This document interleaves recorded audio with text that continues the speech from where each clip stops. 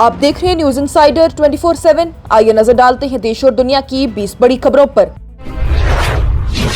Iran के सदर Masoud Pezeshkian की जानिब से अपने खिताब में कहा गया कि इसराइल को मजबूत सिफारती कोशिशों की वजह से जंगबंदी पर मजबूर होना पड़ा और उसे लेबनान में हिजबुल्लाह पर हमले करने का कोई हक नहीं। उन्होंने पाकिस्तान का शुक्रिया अदा किया और कहा कि ईरान ने कभी जौहरी हथियार हासिल करने की कोशिश नहीं की, बल्कि अमन चाहता है लेकिन अपनी सरजमी का दिफा वकार के साथ करेगा।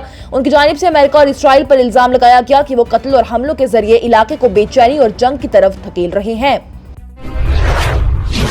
तुर्की के सदर रेसेप तैयब अर्दोगान की जानिब से अंतालिया डिप्लोमेसी फोरम में कहा गया कि गाजा पर इसराइल की जंग सिर्फ इंसानी सानहा नहीं बल्कि नस्लकशी है जो कि दुनिया के निजाम की हकीकत को दिखाती है। उन्होंने कहा है कि अमेरिका, इसराइल और ईरान के दरमियान जंगबंदी को मुस्तकिल अमन के लिए इस्तेमाल किया जाना चाहिए, जबकि स्ट्रेट ऑफ हॉर्मुज को तिजारती जहाजों के लिए खुला रखना और समुद्री रास्तों की आजादी को यकीनी बनाना जरूरी है। उन्होंने जोर दिया है कि इख्तिलाफात के बावजूद मुज़ाकरात को ही रास्ता बनाया जाए और जंग से परहेज किया जाए।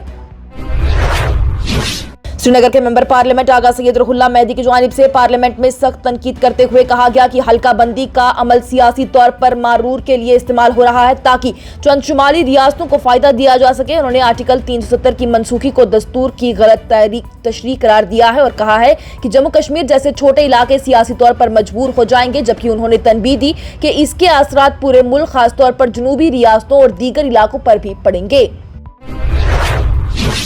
वज़ीर दाखिला अमित शाह की जानिब से लोकसभा में उस वक्त मुदाखलत की गई जबकि मेंबर पार्लियामेंट आगा सैयद रुहुल्लाह मेहदी ने कहा कि मैं चाहता हूं बंगाल और नॉर्थ ईस्ट भी कश्मीर बन जाए ताकि वो भी नाइंसाफी को महसूस कर सके। शाह ने फौरन उन्हें रोकते हुए इस बयान पर सख्त एतराज किया और कहा कि ऐसी बातें काबिल कबूल नहीं।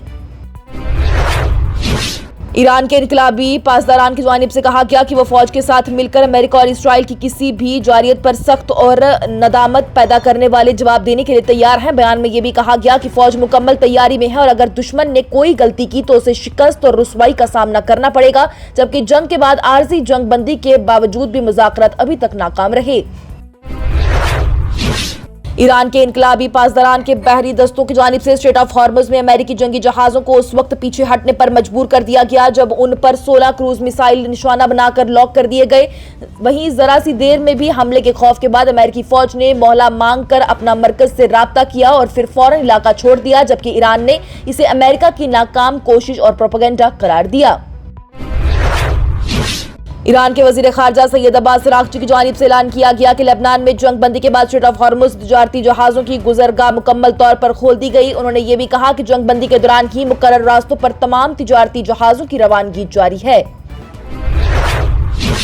ईरान की आर्मी ग्राउंड फोर्सेस के कमांडर जनरल अली जहांशाही की जानिब से कहा गया है कि फौज अपनी ऑपरेशनल सलाहियत, जदीद असला और तरबियत याफ्ता अफराद के साथ हर किस्म के दुश्मन के जमीनी खतरे को मुकाबला करने के लिए मुकम्मल तैयार है। उनकी जानिब से कहा गया कि फौज ने इनकलाब के दौरान और उसके बाद भी मुल्क के दिफा में अहम किरदार अदा किया और पिछले 47 सालों में हमेशा इस्लामी जमहूरिया के तहफ़्फ़ुज़ के लिए अपनी वफादारी साबित की। नेशनल कॉन्फ्रेंस सरबराह फारूक अब्दुल्ला की जानिब से विमेंस रिजर्वेशन बिल पर तनकीद करते हुए कहा गया कि हुकूमत ने पहले बिल इसलिए वापस लिया क्योंकि उन्हें 2/3 अक्सरियत का यकीन नहीं था और अब लोग इससे मुतमईन नहीं हैं। उन्होंने डिलिमिटेशन पर भी सवाल खड़ा करते हुए कहा कि जम्मू कश्मीर में यह अमल गलत तरीके से किया गया। ईरान ने लेबनान और इसराइल के दरमियान 10 दिन की जंगबंदी को हिजबुल्लाह की मजबूती और इलाकाई इत्तेहाद का नतीजा करार दिया। पाकिस्तान की कोशिश को सराहा, जबकि डोनाल्ड ट्रंप ने इसे वक्ती अमन का ऐलान करते हुए कहा कि यह कदम कशीदगी कम करने के लिए उठाया गया। पाकिस्तान अगले हफ्ते अमेरिका और ईरान के दरमियान अमन मुज़ाकरात के दूसरे दौर की तैयारी कर रहा, जबकि इस्लामाबाद में सख्त सिक्योरिटी इंतजाम किए जा रहे। गुज़िश्ता मुज़ाकरात नाकाम रहे, लेकिन आर्जी जंगबंदी के बाद सिफारती कोशिशें दोबारा तेज हो गई और डोनाल्ड ट्रंप ने भी जल्द ही मुआदे की उम्मीद जाहिर की।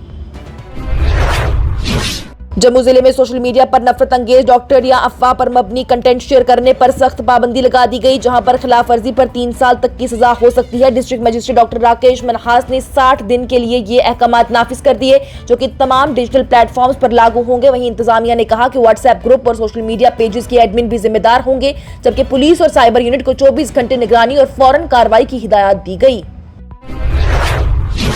लोकसभा में विमेंस रिजर्वेशन एक्ट पर बीजेपी और अपोजिशन के दरमियान सख्त बहस देखने को मिली, जहां पर हुकूमत ने इसे तारीखी कदम करार दिया, जबकि अपोजिशन नोटिफिकेशन में ताखीर और डिलिमिटेशन से जोड़ने पर सख्त तनकीद की। कांग्रेस और दीगर पार्टीज ने हुकूमत पर सियासी मकसद के लिए इस मसले को इस्तेमाल करने का इल्जाम लगाया, जबकि बीजेपी ने कहा कि साल 2029 तक नाफज के लिए मुनज़्ज़म तरीका तय किया गया है और इसमें सियासत नहीं है। जम्मू कश्मीर हुकूमत ने मुख्तलिफ सर्टिफिकेट्स और जमीनी दस्तावेजात के लिए नई फीस का ऐलान किया, जहां पर डोमिसाइल, कास्ट और कुछ बुनियादी सर्टिफिकेट्स मुफ्त होंगे, जबकि दीगर पर मामूली चार्जेस रखे गए हैं। जमीन से मुतल्लिक रिकॉर्ड, इनकम और प्रॉपर्टी सर्टिफिकेट्स पर मुख्तलिफ फीस मुकर्रर की गई, जबकि जमीन की रजिस्ट्री पर खवातीन के लिए 3% और मर्दों के लिए 7% स्टैंप ड्यूटी के साथ 1.2% रजिस्ट्रेशन चार्ज भी लगाया जाएगा। बारामूला के मेंबर पार्लियामेंट इंजीनियर रशीद की जानिब से लोकसभा में जज्बाती खिताब करते हुए कहा गया कि जेल या दबाव उनकी आवाज को रोक नहीं सकता, जबकि वो अपने बीमार वालिद का जिक्र करते हुए आंसू रोक ना सके। उन्होंने डिलिमिटेशन पर सवाल खड़ा किया कि सियासी कैदियों की रिहाई और कश्मीरी पंडितों की वापसी की बात भी की और रिजर्वेशन के बजाय तालीम के जरिए इख्तियार देने पर जोर दिया। जम्मू कश्मीर अपनी पार्टी के सरबराह सैयद मोहम्मद अल्ताफ बुखारी की जानिब से नेशनल कॉन्फ्रेंस और पीडीपी पर तनकीद करते हुए कहा गया कि वो स्टेटहुड और आर्टिकल 370 पर आवाम को गुमराह कर रही हैं और अपने वादे पूरे नहीं किए हैं। उन्होंने रोजगार की तकसीम आबादी के हिसाब से करने का मुतालबा किया और कहा कि आवाम को उनका हक मिलना चाहिए, जबकि उन्होंने पुरानी हुकूमतों की कारकर्दगी पर भी सवाल खड़े किए। FFRC ने जम्मू कश्मीर के तमाम प्राइवेट स्कूल्स को हिदायत दी है कि वो रूल 7 के तहत पेरेंट्स एसोसिएशन बनाना लाजमी बनाएं, ताकि फीस और स्कूल मामलात में शफाफियत और जवाबदेही बरकरार रहे। कमेटी ने गैर कानूनी पेरेंट्स ग्रुप को नामंजूर करार देते हुए तनबीह कर दी कि सिर्फ स्कूल सत्ते पर बनाई गई एसोसिएशन ही तस्लीम की जाएगी, वरना कानूनी कार्रवाई की जाएगी। FFRC की जानिब से प्राइवेट स्कूल को हिदायत दी गई है कि वो वालिदैन को महंगी प्राइवेट पब्लिशर्स की किताबें खरीदने पर मजबूर ना करे और सिर्फ NCRC कोर्स की किताबें ही इस्तेमाल करे। कमेटी ने कहा कि कुछ स्कूल्स और पब्लिशर्स के दरमियान मेलजोल से वालिदैन पर 3500 रुपए तक का बोझ डाल दिया जा रहा है, जो कि गैर कानूनी है। वहीं FFRC ने तनबीह कर दी है कि हिदायत पर अमल न करने पर स्कूल्स के लिए खिलाफ सख्त कार्रवाई की जाएगी, हता कि उनकी पहचान मनसूख की जा सकती है। कांग्रेस के सीनियर रहनुमा शशि थरूर की जानिब से लोकसभा में डिलिमिटेशन को सियासी डिमोनेटाइजेशन करार देते हुए हुकूमत पर तनकीद की गई और कहा कि खवातीन के रिजर्वेशन को इससे जोड़ना गलत है। उन्होंने जोर दिया है कि खवातीन का 33% हक फौरन मौजूदा नशस्तों पर ही नाफिज किया जाना चाहिए, क्योंकि डिलिमिटेशन एक पेचीदा मामला है और सियासी तवाजुन को मुतासिर कर सकता है। अपनी पार्टी के सरबराह सैयद मोहम्मद अल्ताफ बुखारी की जानिब से श्रीनगर के SMHS अस्पताल में मेंबर पार्लियामेंट इंजीनियर रशीद के सख्त बीमार वालिद की इयादत की गई और उनकी हालात को निहायती नाजुक करार दिया गया। उन्होंने वज़ीर आज़म नरेंद्र मोदी और वज़ीर दाखिला अमित शाह से दरख्वास्त की है कि इंजीनियर रशीद को पैरोल दी जाए, ताकि वो अपने वालिद और खानदान के साथ इस मुश्किल वक्त में रह सकें। हंदवारा में नशा मुक्त भारत अभियान के तहत एक बड़ा मार्च निकाला गया, जहां पर आवाम ने ड्रग्स के खिलाफ एकजुट होकर आवाज उठाई और MLA सुजात लोन ने इस मौके पर कहा कि नशा सिर्फ फर्द नहीं बल्कि पूरे खानदान को तबाह कर देता है और मुआशरे के हर तबके को इसके खिलाफ उठकर खड़ा होना चाहिए। जबकि उन्होंने हर जिले में रिहैबिलिटेशन मरकज कायम करने पर भी जोर दिया। कांग्रेस रकुन मल्लू रवि की जानिब से लोकसभा में हुकूमत पर इल्जाम लगाया गया कि वो खवातीन के 33% रिजर्वेशन बिल पर अवाम और पार्लियामेंट को गुमराह कर रही है। उन्होंने कहा कि इस बिल को डिलिमिटेशन के साथ जोड़ना गलत है और इस पर अलग से तफसीली गुफ्तगू होनी चाहिए। बीजेपी के मेंबर पार्लियामेंट तेजस्वी सूर्या की जानिब से आज कहा गया कि कुछ ऑपोजिशन पार्टीज खासतौर पर साउथ इंडिया से डिलिमिटेशन पर बेवजह शोर मचा रही हैं, जबकि साल 2026 में ये अमल होना है। उन्होंने कांग्रेस पर तनकीद करते हुए आंध्र प्रदेश की तकसीम का भी हवाला दिया।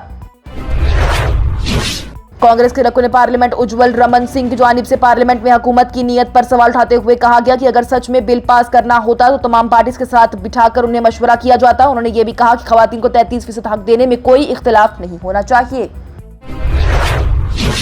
कांग्रेस रकुन इमरान मसूद की जानिब से पार्लियामेंट में मुतालबा किया गया कि रिजर्वेशन बिल पर आगे बढ़ने से पहले कास्ट सेंसस करवाया जाए, ताकि हर तबके के हकूक वाज़े हो सके। उन्होंने ये भी कहा कि यह बहुत अहम फैसला है और इस पर गहरी बहस जरूरी है। और लोकसभा में हल्का फुल्का मजाक करते हुए कांग्रेस रहनुमा राहुल गांधी ने कहा कि उनके और वज़ीर आज़म नरेंद्र मोदी के पास वाइफ इशू नहीं है, लेकिन दोनों ने अपनी जिंदगी में खवातीन से बहुत कुछ सीखा है। उन्होंने खवातीन को मुल्क की सोच और तरक्की की अहम ताकत करार देते हुए अपनी बहन प्रियंका गांधी की तकरीर को भी सराहा। इसके साथ ही टॉप 20 हेडलाइंस का यह मरहला हुआ इख्तिताम पजीर। दीजिए इजाजत, लेटेस्ट अपडेट्स के लिए देखते रहिए न्यूज़ इनसाइडर 24/7।